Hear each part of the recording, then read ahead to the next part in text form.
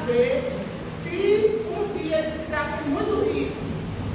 E um deles diz assim: compadre, se eu ficar rico, eu vou comprar a maior fazenda que tem aqui na região, só para todo mundo ver que eu fiquei rico.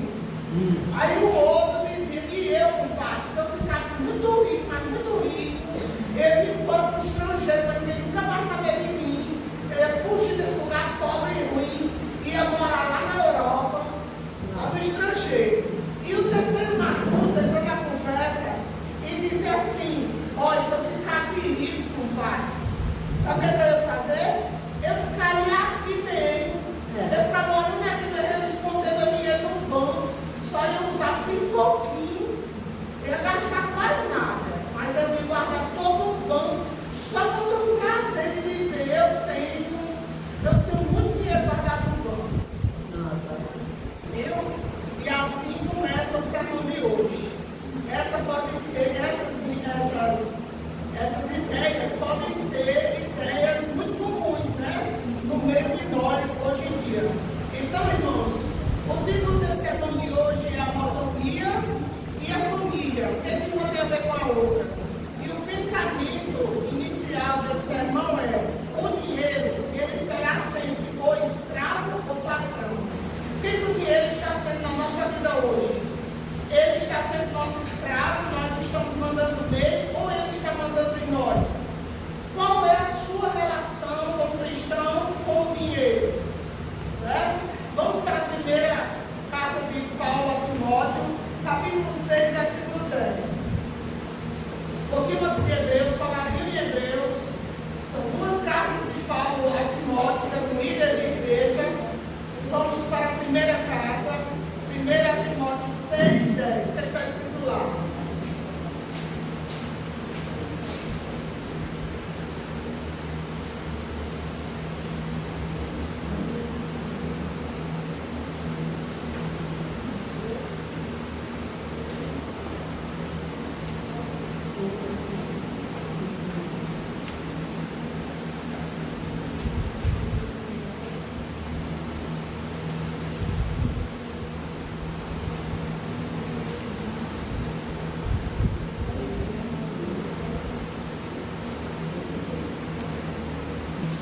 Deus, a tua palavra, Senhor, que é a luz para o nosso caminho, é a lâmpada dos nossos pés, está aberta diante dos nossos olhos.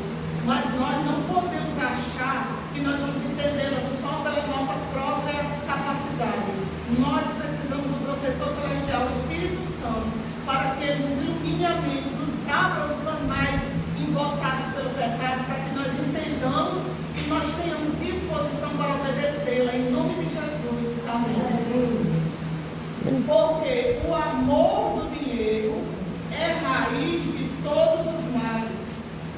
E alguns dessa cobiça se desviaram da fé e a si mesmos se atormentaram com muitas dores. Olha o que ele diz: não é simplesmente o dinheiro em si, é o amor ao dinheiro. É raiz de todos os males. Então, irmãos, quando o amor ao dinheiro ele toma conta da vida da pessoa, pratica-se a idolatria. O objeto de poder que é o dinheiro. E Jesus nos dá outra orientação muito importante em Lucas 16. Você está em 1 Timóteo, volta um pouquinho, certo? Vamos para Lucas. Qual é a orientação do próprio Jesus?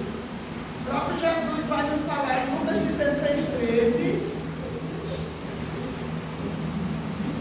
Paulo já nos advertiu aí que o amor ao dinheiro é raiz de todos os males. E muitos nessa prática já, nessa cobiça, se desviaram até da fé. Pessoas que muitas vezes a Deus pelo trabalho para ganhar dinheiro, se apostaram da fé e a si mesmo eles trouxeram muitos males para si, né? Para dar um dinheiro emprestado, com a agiota, não sei o quê, para fazer isso, para fazer aquilo, para ter mais. Eles se destruíram a si mesmos. Mas agora vamos ver o que Jesus nos diz em Lucas 16, 13.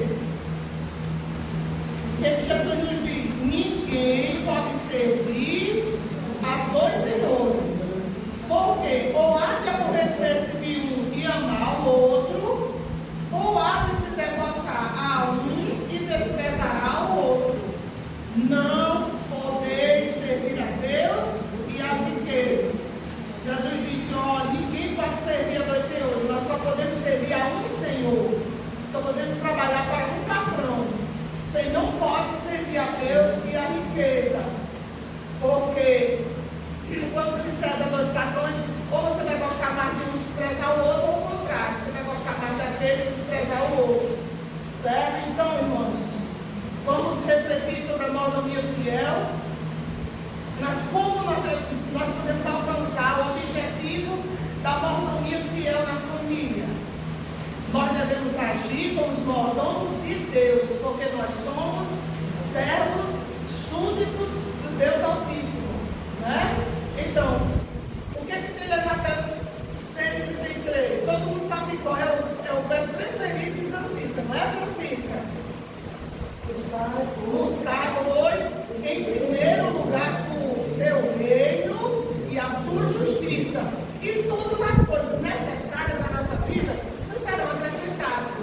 Não é isso? Amém. Jesus disse. Então, o reino de Deus deve vir sempre primeiro. Ele é o rei dos reis e nós somos seus súditos.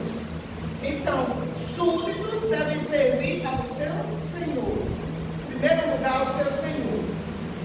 Certo? Então, vamos para outra passagem muito interessante também, Provérbios 38. Provérbios, escrito pelo grande rei Salomão, o homem mais sábio que o mundo já conheceu, guiado pelo Espírito de Deus. Em Provérbios 38, sábio Salomão também nos dá uma orientação. Na verdade, esses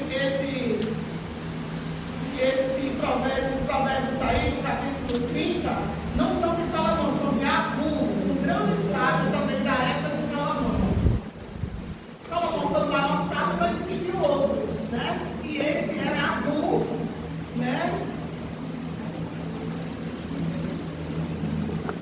E também foi registrado aqui no livro de Provérbios. Provérbios 30, versículo 8. Olha o que o grande sábio Agur pediu a Deus. Qual foi a oração dele? Afasta de mim a falsidade e a mentira. Não me deis nem a pobreza, nem a riqueza. Dá-me o pão que me for necessário. Amém? E Amém. o 9 também, olha, diz: para não suceder que, estando eu farto, te negue e diga: quem é o Senhor? Né? Ou que empobrecido eu venha furtar e profane o nome de Deus. Então, irmãos, esse rei Agur, que também era muito sábio, ele pediu a Deus só o necessário para ele viver bem, mas ele não queria riquezas para que eles, estão muito ricos, pudessem negar a Deus. Quem sabe que o seu coração fosse tentado a negar a existência de Deus, achando que ele mesmo teria se enriquecido, ou então ficasse pobre a ponto de sentir ali vontade de roubar para comer. Né? Então, ele não queria perder o que, irmãos? O foco do reino de Deus. Ele só queria o essencial. E foi escrito na Bíblia porque é importante para nós. O que nós devemos manter? O foco no essencial. O essencial é que Deus seja adorado, honrado e servido em primeiro lugar. Então, o objetivo da vida de cada um de nós deve ser fiel a Deus.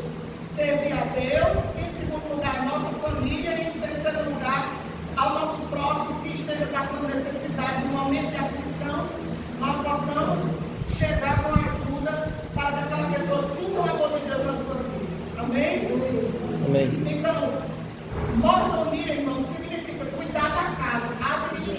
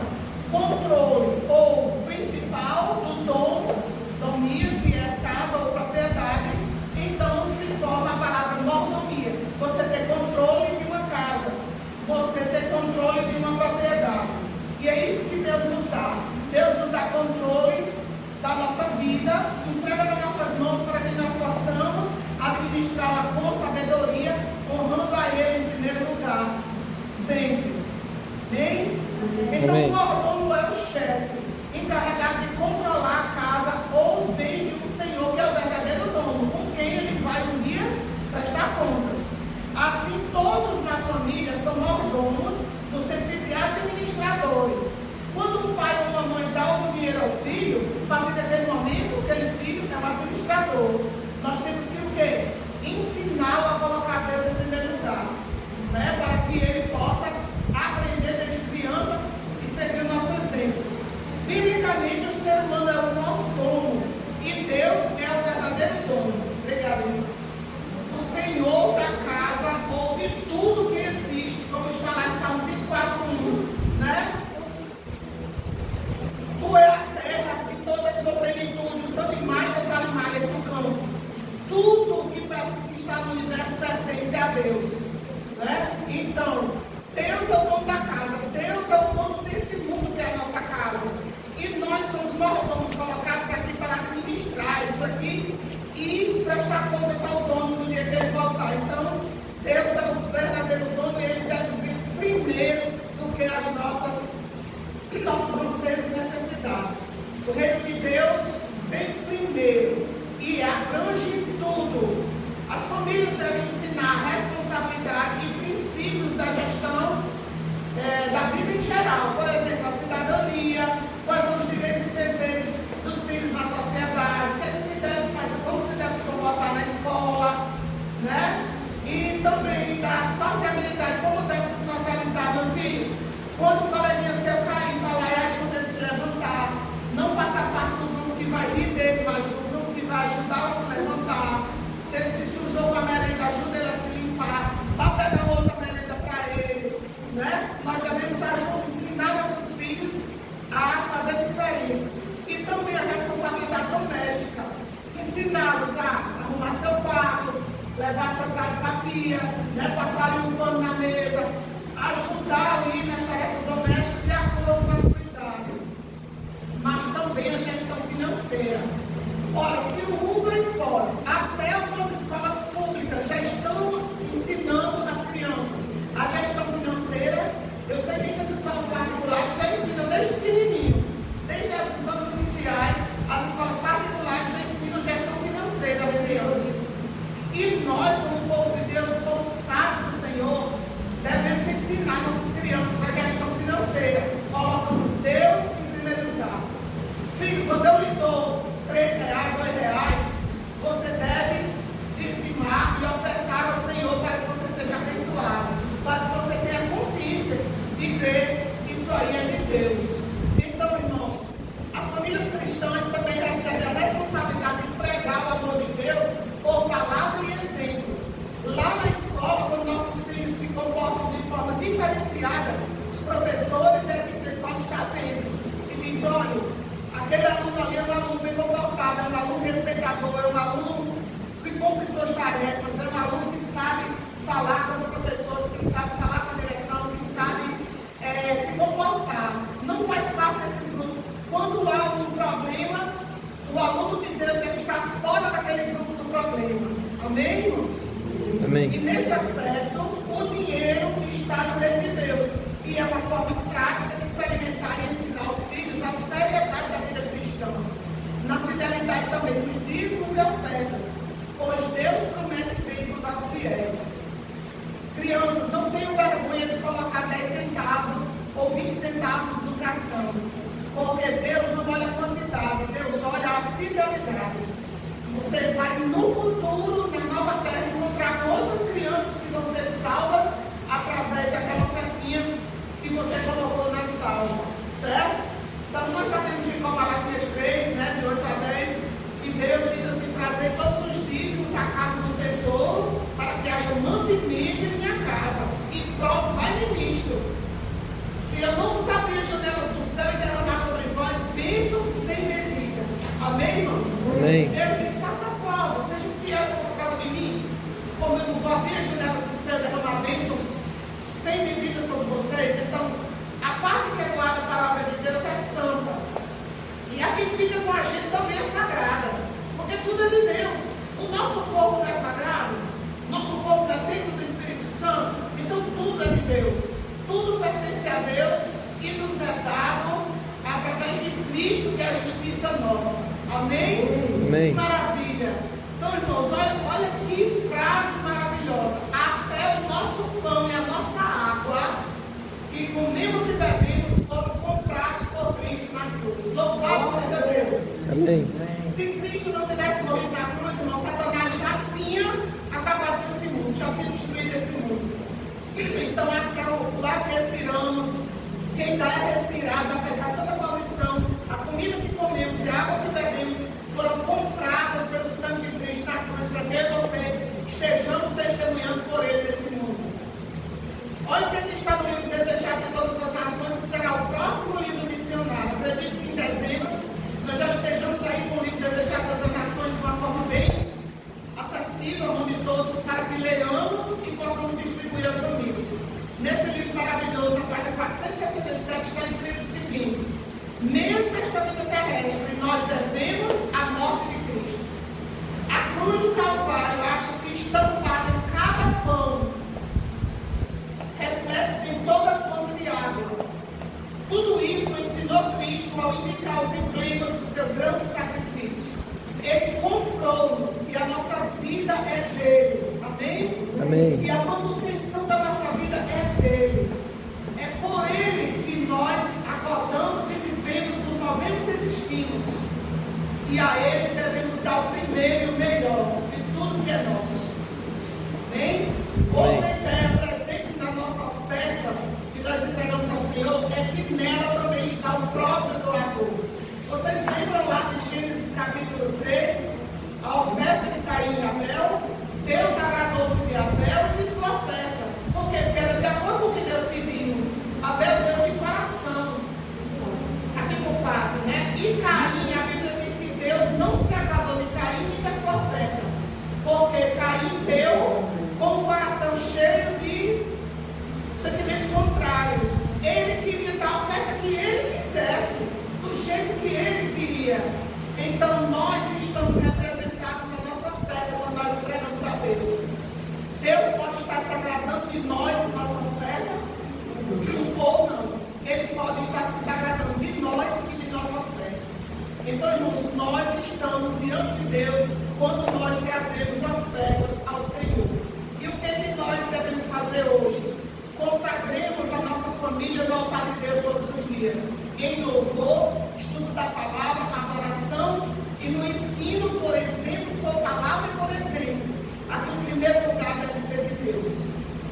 Então nós devemos ser como oferta sagrada ao Senhor. E eu me lembrei agora de Romanos capítulo 12, 1 e 2, em que Paulo diz: rogo-vos, pois, irmãos, pelas misericórdias de Deus, que entregueis o vosso corpo como sacrifício vivo, santo e agradável a Deus, que é o nosso culto racional. O nosso culto, pela razão, é que tudo em nós é sagrado e deve ser entregue a Deus vivo, como oferta santa e agradável a Deus. Amém? Amém. Então, nós devemos ser exemplos de fidelidade para a nossa família.